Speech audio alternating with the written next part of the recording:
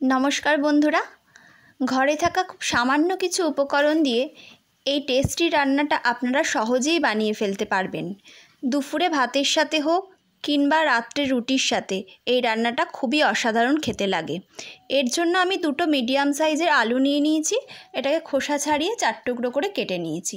আর তারপর নিয়েছি 3টে কাঁচা লঙ্কা আর 1 টুকরো আদা। ঝালটা আপনারা আপনাদের স্বাদ অনুসারে নেবেন। এবার একটা মিক্সিং জারের মধ্যে আমি এগুলোকে সবগুলোকে একসাথে নিয়ে ব্লেন্ড করে নিচ্ছি। ব্লেন্ড করা আমার হয়ে গেছে। 1 চামচ এবার আমি এখানে গোটা জিরে অ্যাড করে দিলাম, 1 চামচে হলুদ গুঁড়ো, 1 চামচে লঙ্কা গুঁড়ো, আর স্বাদ অনুসারে নুন অ্যাড করে দিচ্ছি, আর সামান্য একটু চিনি এতে অ্যাড করে দিলাম, আর একটু কাসুরি মেথি এখানে ক্রাশ করে অ্যাড করে দিচ্ছি। আপনারা এখানে একটু ধনেপাতাও অ্যাড করতে পারেন। এবার সমস্তটাকে হাতের সাহায্যে মিশিয়ে নিলাম ভালো করে। তারপরে হাফ কাপের মতো আমি এখানে বেসন নিয়ে নিয়েছি। বেসনটাকে ধীরে ধীরে অ্যাড করছি। বেসনটাকে কিন্তু একবারে অ্যাড করা যাবে না।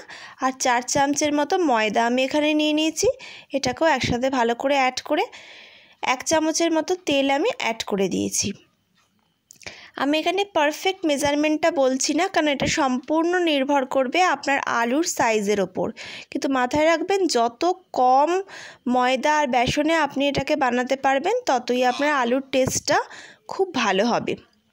দেখুন, এটা কিন্তু কোনো শক্ত আটা বা ময়দার যেমন ডো হয় ওরম কিন্তু হয়নি। ডালের বড়া যেমন দেওয়া হয় ওই রকম নরম হয়েছে। আপনারা দেখেই বুঝতে পারছেন এর কনসিস্টেন্সিটা কতটা নরম। এবার কোনো রকম শেপ না দিয়ে যেমন ডালের বড়া হয় ওই রকম গোল গোল বলের মতো আমি এখানে করে নিয়েছি। এবার একটা স্টিমারের সাহায্যে আপনারা যে কোনো একটা কিছু নিয়ে নিতে পারেন স্টিম করার জন্য। আমি একটা মোমো স্টিমার নিয়ে নিয়েছি। সামান্য একটু অয়েল ব্রাশ করে নিয়ে আমি এই বড়াগুলো এর মধ্যে দিয়ে দিলাম একে একে। দেওয়াটা আমার কমপ্লিট হয়ে গেছে। এবার আমি এটাকে স্টিম করতে বসিয়ে দিচ্ছি।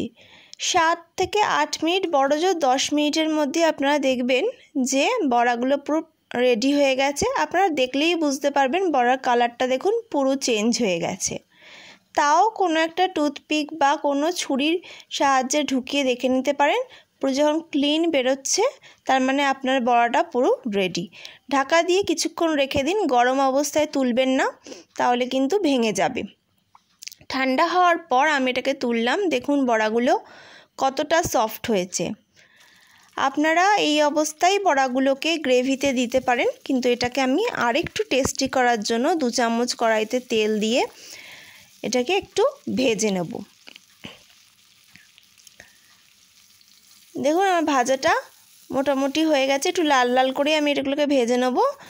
আর এগুলো কিন্তু আপনার খেতে অত্যন্ত টেস্টি। আপনারা এই অবস্থাতেই টিফিনে চায়ের সাথে বিকালবেলা স্ন্যাক্স হিসেবে সার্ভ করতে পারেন, বা ডালের সাথে সাইড ডিশ হিসাবে দুপুরবেলা এটাকে আপনারা সার্ভ করতে পারেন। কিন্তু আমি এটাকে আজকে একটা গ্রেভি বানাবো। বড়াটা তোলা হয়ে গেছে আমার। এবার ওই কড়াইতেই 2 চামচের মতো সাদা তেল অ্যাড করে ওতে আমি প্রথমে গোটা জিরে ফোড়ন দেব।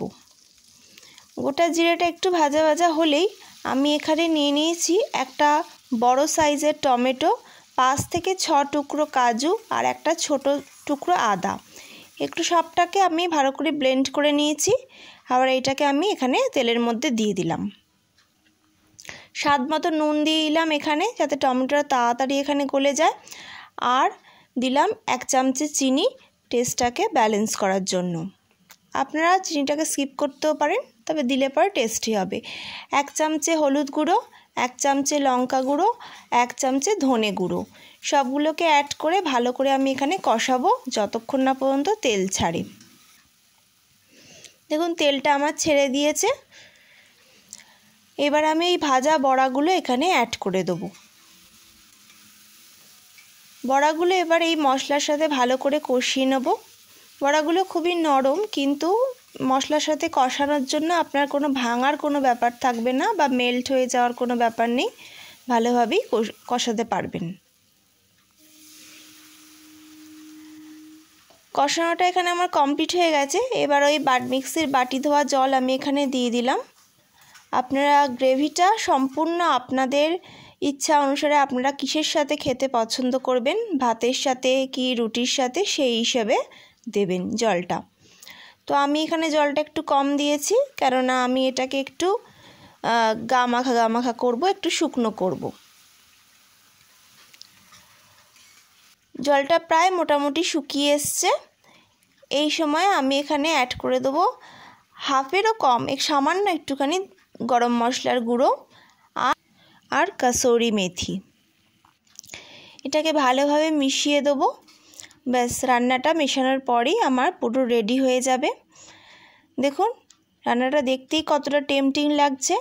বর্ষার দিনে ঘরে যখন কোনো রকম কিছু থাকবে না, তখন সামান্য দুটো আলুর সাহায্যে আপনারা এটাকে অনায়াসে বানিয়ে ফেলতে পারবেন।